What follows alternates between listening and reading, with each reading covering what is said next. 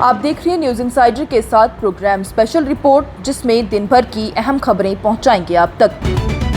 National conference کے daily wagers کو regularise کرنے کے وعدے جادوئی اور افسانے ہیں، پیپلز کانفرنس کے صدر کی جانب سے حکمران جماعت کو حرف تنقید بناتے ہوئے کہا گیا۔ جموں کشمیر پیپلز کانفرنس کے سربراہ اور M L A Handwara Sajad Ghani Lone کی جانب سے اتوار کے روز انتظامیہ کو ڈیلی ویجرز کی ریگولرائزیشن سے نمٹنے پر سخت تنقید کرتے ہوئے نیشنل کانفرنس کے دوسرے انتخابی منشور کے وعدے کو جادوئی اور افسانہ قرار دیا گیا ہے۔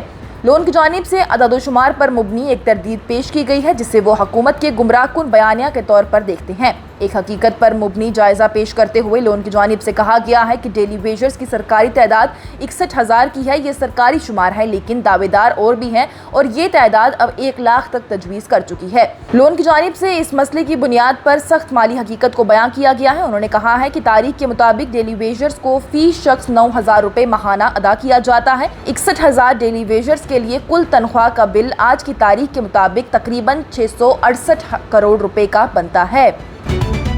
کانگریس پارٹی چھوڑنا ایک بہت ہی بڑی غلطی تھی۔ بعد میں احساس ہوا کہ ڈی پی اے پی بی جے پی کے ساتھ اتحاد میں ہے۔ کانگریس میں گھر واپسی کرنے پر بولے تاج محی الدین۔ اپنے سیاسی انتخاب پر ایک واضح عکاسی کرتے ہوئے کانگریس کے سینئر رہنما تاج محی الدین کی جانب سے عوامی طور پر کانگریس پارٹی سے علیحدگی سے افسوس کر لیا گیا ہے اور اسے ایک غلطی بھی قرار دیا گیا ہے۔ ان کی جانب سے غلام نبی آزاد کی زیر قیادت ڈیموکریٹک پروگریسو آزاد پارٹی پر بھی بھارتیہ جنتا پارٹی اور اس کی بنیاد کی طرف کھنچے ہونے کی بات کہی گئی ہے۔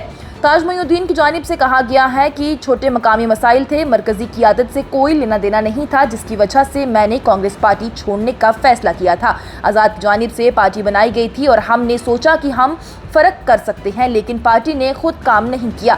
ان کی جانب سے ان اثرات کی طرف بھی اشارہ کیا گیا کہ ڈی پی اے پی ایک بی جے پی کی حمایت یافتہ منصوبہ پارٹی ہے۔ انہوں نے کہا کہ خاص طور پر آزاد کے مودی حکومت کے one nation one election committee میں شامل ہونے کے بعد سے ایک ایسا اقدام جس نے تاج کے مطابق سیاسی صف بندی کے خیال کو تقویت بخش دی ہے۔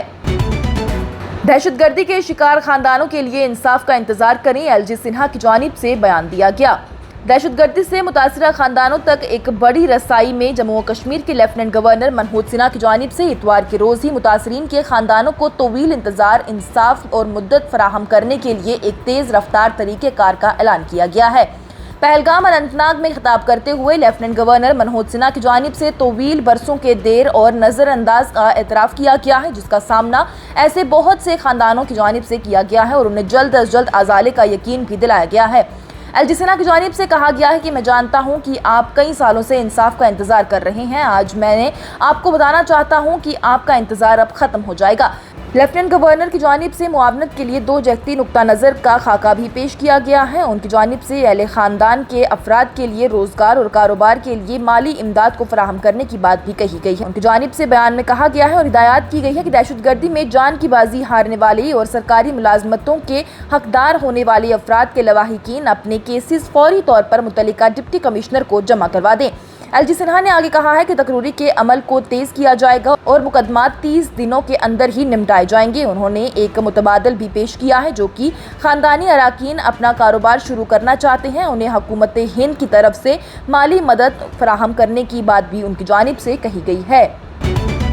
روس کی جانب سے مشرقی یوکرین پر تازہ حملہ شروع کر دیا گیا۔ سی این این کی جانب سے رپورٹ کیا گیا ہے کہ روس اور یوکرین کے درمیان بہت سے متوقع امن مذاکرات اس وقت پھوٹ پڑے ہیں جبکہ روس کی جانب سے اتوار کو ہی یوکرین کے مشرقی علاقوں میں سے زیادہ تر پر قبضہ کرنے کی کوشش کی گئی۔ سی این این کی جانب سے روسی صدر ولادیمیر پوتن کے حوالے سے کہا گیا ہے کہ میں روس اور یوکرینی عوام کو ایک قوم سمجھتا ہوں، اس لحاظ سے سارا یوکرین ہمارا ہے۔ اس کے باوجود یوکرینیوں نے کچھ علاقوں میں جوابی حملہ شروع کیا ہے اور تیزی سے گھریلو ہتھیار کی زینت کو ترقی دے رہے ہیں اور روس کی جنگ کے وقت کی معیشت کو مضبوط ہیڈ وانڈز کا سامنا بھی ہے۔